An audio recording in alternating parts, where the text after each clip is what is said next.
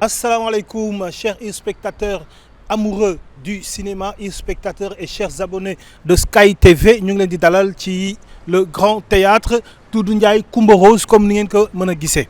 Pourquoi? Eh bien la réponse elle est une seule, unique, mooy Teranga Movies Awards yi nga xam ni dina am le 3 juillet fii ci grand théâtre de Dakar. Le 3 juillet à partir de 19h cinéma moo aaye. art bi moo aaye artistes yi comédiens yi techniciens yi ñoom ñoo aaye dañuy récompenser seen liggéey dañuy rafetlu seen liggéey jox leen ay raaya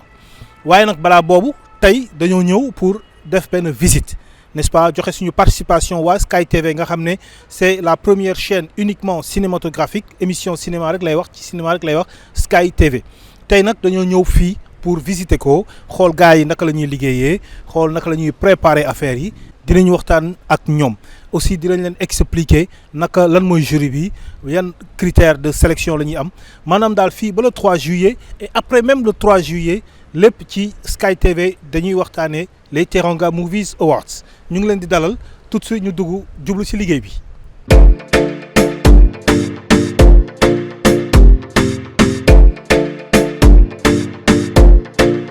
Asalaamaaleykum chers spectateurs de Sky TV les amoureux du cinéma les cinéphiles ñi nga xam ni yéenay topp Sky TV parce que c'est la chaîne spécialité exclusive cinématographie donc ku wax aujourd'hui Teranga Movies Awards nga wax la fête du cinéma nga wax l'événement cinématographique le premier festival cinématographique du Sénégal. Tey nag ñu ngi fii ci grand théâtre Doudou Ndiaye Coumba Rose pour donner notre participation à ce grand événement qui est le cinéma, la fête du cinéma. Donc Sky TV ne peut pas être en reste, raison pour laquelle dinañu def ay interview dem visiter ñi nga xam ni ñooy organisateurs yi ñoom ñoo bokk ci organisation pour ngeen mën a vivre en temps réel li nga xam ni moom mooy le festival Teranga Movies Awards bi am le 3 juillet et qui a commencé depuis belle lurette maintenant. Si numéro interview yi dañuy recevoir un des organisateurs acteur la organisateur la ci Teranga Movies Awards il va nous parler de sa participation ak lan lay def maanaam ci Teranga Movies Awards donc je vous présente Diamane Amary Fall di Diamane qui est cinéaste producteur qui est aussi acteur et il fait partie de l'organisation n'est-ce pas? Bon, merci beaucoup mon frère et chers collègues.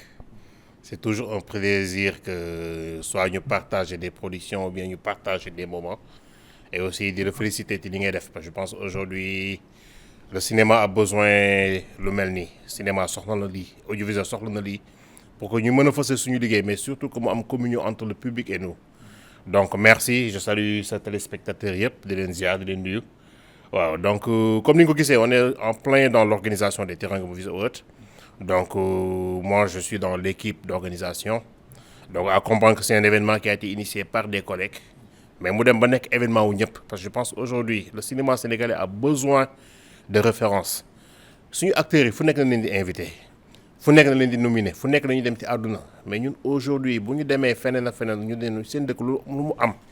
qu'est-ce qu'on doit dire? Et on sait qu'aujourd'hui, le cinéma, le a besoin de tapis rouge, a besoin d'événements, a besoin de glamour. Il faut beaucoup de jaay métier. Mais surtout, lui, jaay la destination Sénégal. Donc, je pense que autant de choses, yo xamanteni mu tay mo waral Teranga Movies Awards, sargal ñi ci nek ci liggéey muy technicien bi, muy ñi nek ci ginnaw ta xamuñu len, muy les acteurs, muy les producteurs, etc. Mais aussi vendre le Sénégal à travers aujourd'hui le cinéma. Je pense que ñun ñëpp ay drapeaux lañu fu nekk ci àdduna ñoo fay dem et am wàll boo xam te am nañ ko surtout avec diaspora bi xamante ni tout le temps on nous suit on nous regarde et ñoo ngi ñuy supporter di ñu encourager donc c'est ça et le 3 mu nekk vraiment l'événement majeur bi nga xamante ni c'est bien ni nga wax ñu rappeler waat vite fait rek que public bi ñu xam ne y a des invitations je pense que aujourd'hui des personnages comme yow ñoo ngi def une très bonne communication di wax nit ñi comment ils peuvent avoir les invitations c'est simple. dañ ko yombal ñëpp da ngay dugg télécharger le lien wala nga fexe ba am photo invitation bi sa téléphone mais li ci am solo mooy lan dress code tenue africaine parce que obligatoire ren Côte d'Ivoire moo nekk suñu invité d'honneur je pense qu'aujourd'hui pays de culture la on a le Mali avec la présence du grand Souleymane Cissé qui sera là donc autant de choses yoo xamante ni dañu war a jaay suñu bopp taaral suñu dëkk ceci dit ku indi wane sa invitation solo ba rafet ñëw toog gis say artistes gis say techniciens gis série yi ñi si doon jouer waxtaan communion on veut que ça soit une très belle fête mais surtout moment de communion entre ñun ak public bi et on en a besoin. Alors après bu Teranga Movies Awards yi jeexee donc après le 3 juillet ban impact nga yaakaar ni Teranga bi festival Teranga Movies Awards donc on va abréger TMA dina ko am ci biir liggéey bi maanaam dans le travail professionnellement parlant est-ce que yaakaar nga dina am jeexital. Mais dina am jeexital bien sûr je dis toujours que ñun on a besoin d'une compétition on a besoin d'une am concurrence mais concurrence bu baax donc concurrence boo xamante ni gis naa Ousseynou def benn affaire ba ren ñu ne ko c'est le meilleur acteur mais déwén damay xeex pour man bëgg see bokk mais xamee mooy la damay fexe ba être performant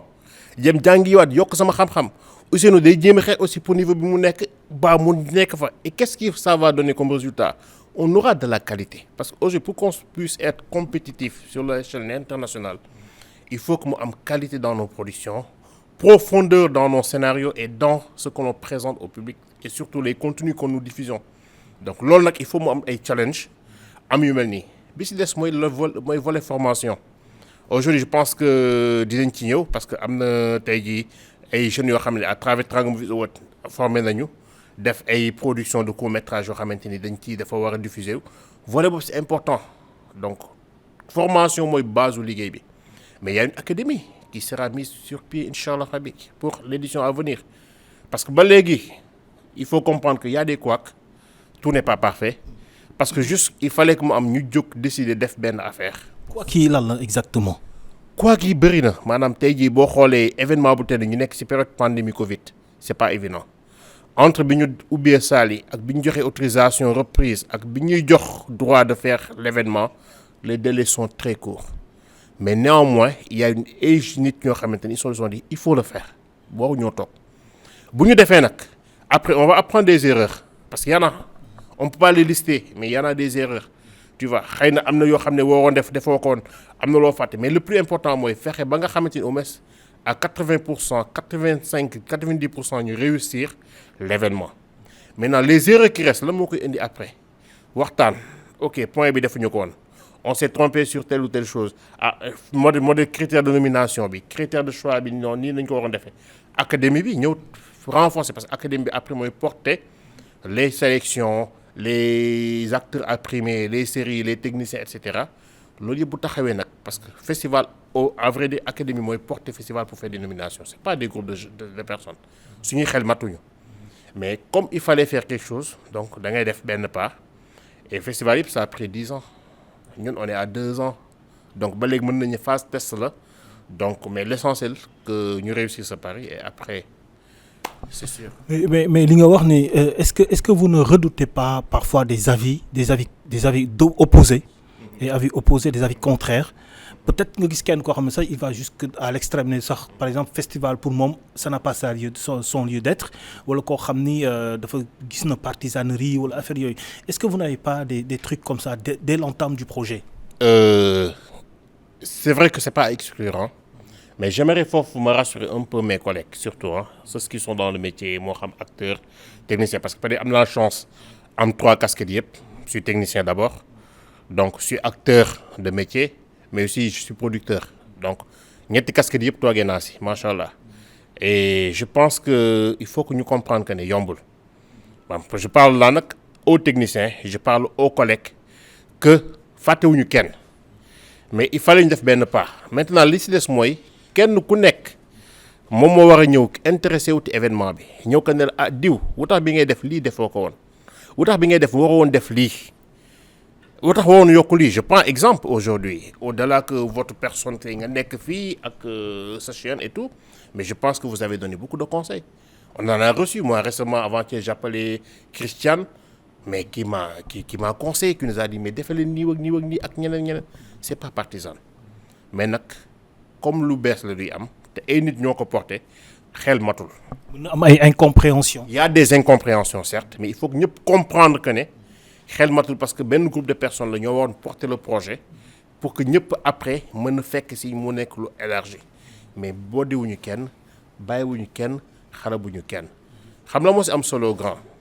que bu ñu paree à la soirée du 3 incha allah rabi bu ñu paree ñu ne c'est le cinéma et l'audiovisuel sénégalais qui a gagné